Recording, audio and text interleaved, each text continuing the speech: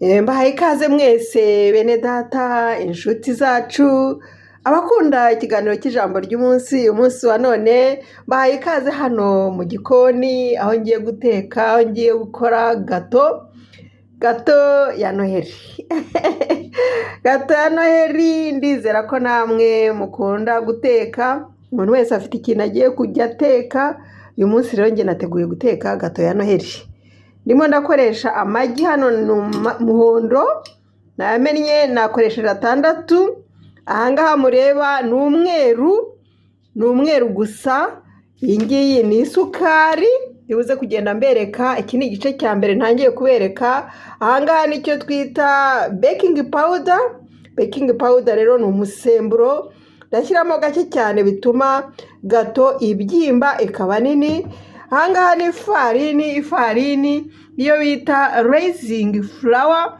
ni ukuvuga nyine ibirimo umusemburo ariko wongeramo ntacyo bitwaye ndongeramo nk'utuyiko 2 hano dutoya ubundi rero ngewe mpimisha ibiyiko isukari mpimisha ibiyiko bitewe n'amagi nashyizemo n'ifarini mpimisha iki kiyiko kinini cy'isupu ubwo rero ndabatumiye rwose mureke tubane muri aka kanya ndimo nkora gato yo kuri noheli ngiye rero kubita umweru murebe kugira ngo ube mwinshi iyo ukubise umweru gusa w'amagi ubivanguye biragufasha cyane bituma gato yawe yoroha neza ndetse ikanabyimba kurushaho ariko ikoroha cyane bya bindi bita eponge mu cyongereza yego rero nawe yakuryohera cyane ukumva iroroshye nka eponge iyo niyo ntego ndimo ngeraho ntabwo nshaka ya gato y'urutare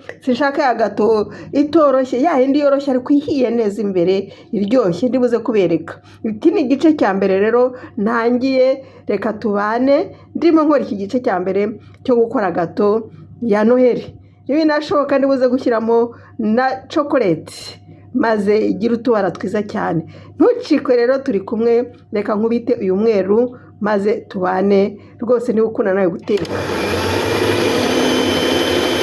ni umweru ndimo nkubita n'imashini kugira ngo nyine uzamuke none usigara ni igifuro gusa gutyo rero gato yacu ize kuza kurushaho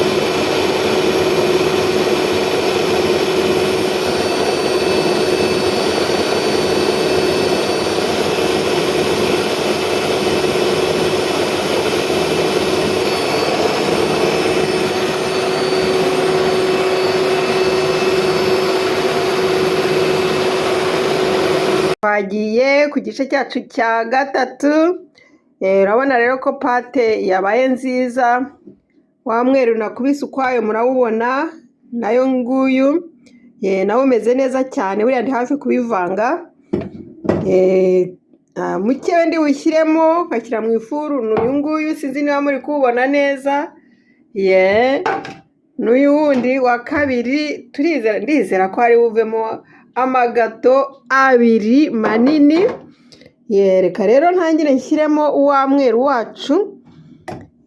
wacu twakubise nshyiremo buhoro buhoro, biratuma iyi gato iri buryohe mbese ikaryoha kandi ikanoroha cyane, ikaza no kubyimba kurutaho, ikarushaho kuba nini, mbega ukavuga uti koko ni gato ya Noheli. Ariko burya gato za Noheli hariho abakunda gato za Noheli nyine ziba zirimo imbuto nyinshi. Gato za Noheli ugasanga ni akantu kameze nk'akabuye kuzuyemo imbuto nyinshi cyane, ariko njye ntabwo izo nzikunda. Nkunda iyi ngiyi ya sofuti, ayo yita rwose sipanje keke, njye niyo nkunda. Umuntu wese agira ibyo akunda, ariko nyine njye iyi niyo nikundira.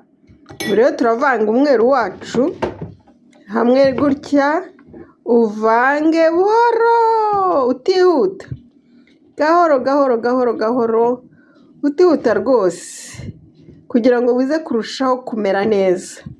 Yewe ubu rero ninza kuza gushyira mu ifuru ndi bubereke n'izishya rero tuze gusangira. Nimuze kujya kure rwose, turi kumwe kabisa gukora kuri iyi gato ya Noheli. Gato ya Noheli yo kuri Pure Gold TV. Tuba tunyuzamo duteke, tubereke uko duteka kandi biba biryoshye cyane. Abantu bakunda ibyo kurya byo kuri Pure Gold TV rwose, bajya baza ati rwose njye dutekera. Yewe nawe ndagutumiye ni ukuri. Ntujye kure rero, turi kumwe, ntucikwe n'igice kiri bukurikireho. Hano ku gice cya kabiri nafashe amavuta ariyo wenda navuga ya marigarine, ukafata ibiyiko 6, shyiramo hamwe n'amagi 6, noneho nayo umuhondo nawushyizemo, shyiramo ifarini ibiyiko 6, nta kiyiko kinini naberetse. Aha tugeze ku gice cya kabiri, shyiramo isukari ibiyiko 5, kuko si ngombwa kuringaniza cyane, n'amata make cyane nk'ibiyiko 2. Ubu rero ngiye kuvanga byose hamwe, nashyizemo na levire nko nababwiye ituma bibyimba, baking powder utuyiko 2 kugira ngo bibyimbe, nubwo n'ifarini nayo yihagije, ariko ni byiza kugira ngo keke yacu, gato yacu ize kurushaho kuryoha cyane ndetse no koroha. Reka rero tuvange ibi byose hamwe, dukurikire kugira ngo turebe icyo biza gutanga. Kubivanga byose hamwe bikavangika, ahasigaye nyine bikagira pate nziza cyane.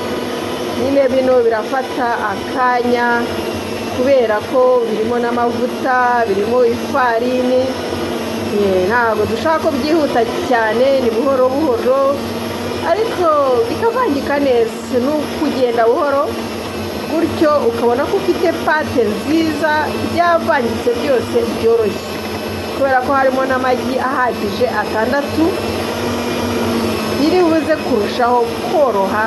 Burya n'amavuta ahagije, igipimo gihagije nacyo gituma pate yacu yoroha cyane.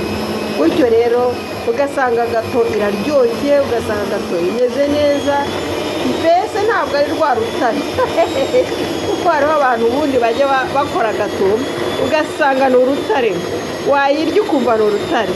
Ariko rero iyo washyizemo ibyangombwa mu buryo bwose, mu buryo bugaragara, mu buryo bwa ngombwa, utigeze hari ikintu nusuraho, gato iraryoha cyane kandi koroha rwose.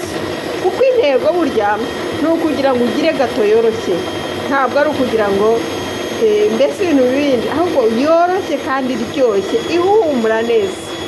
Aho rero iyo uyikoreye nta bindi bintu bashyizemo, batagushuye, iyi gato ari sipesiyare. Kurikire nawe uzabigerageze, niba ufite ubundi buryo wakoraga, ubu ngubu bwanjye nabwo wabwiga, niba wari ufite ukundi kuntu ukora gato. Ubu rero ndakomeza kuvanga gutya, nindangiza ndashyiramo wa mweru, ndi buze kubereka uko bigenda. Turi kumwe rero, rwose reka dukomeze tubane.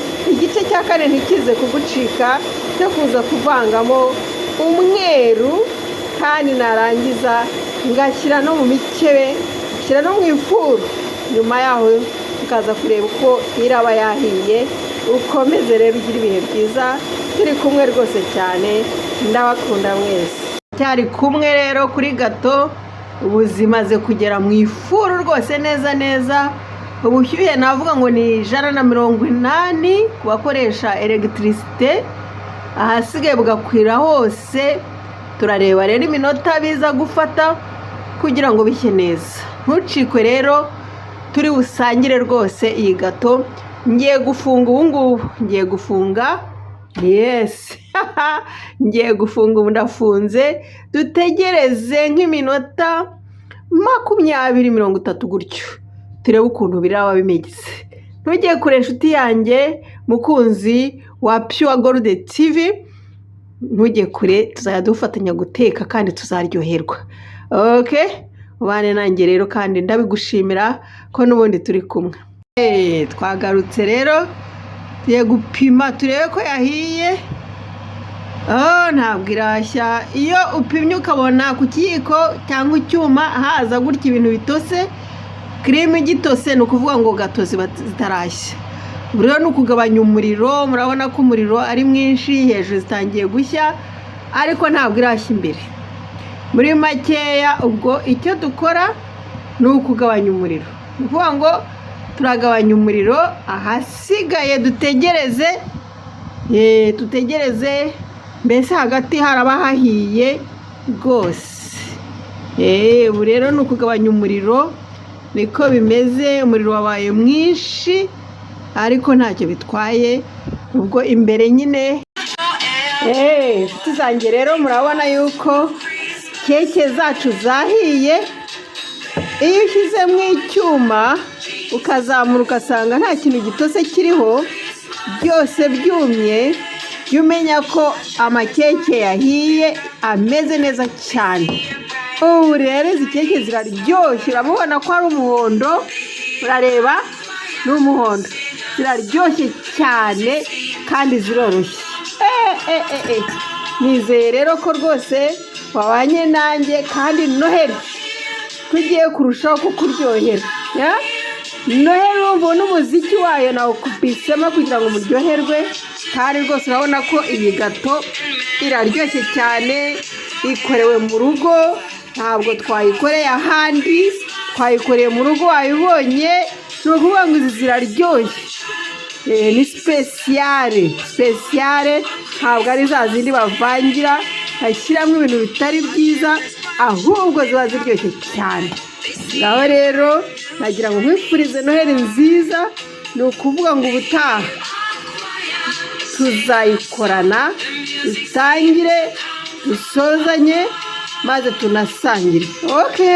Mwese mbifurije kugira Noheli nziza. Icyo wateka icyo ari cyo cyose, wateka inkoko, wateka gato, wateka ugari, wateka amatoki, cyose kizakuryohere, kizaterwa n'uko ushoboye. Imana ikugirire neza, iguhe umugisha. Ni ukuri nagira ngo umenyeshe ko hano guteka iyi gato ya Noheli iryoshye cyane. Wari kumwe nanjye Jose kuri Pure Gold TV. Tuzateka byinshi cyane, turi kumwe rero. Ukomeze uryoherwe na Noheli, tuzakomeza.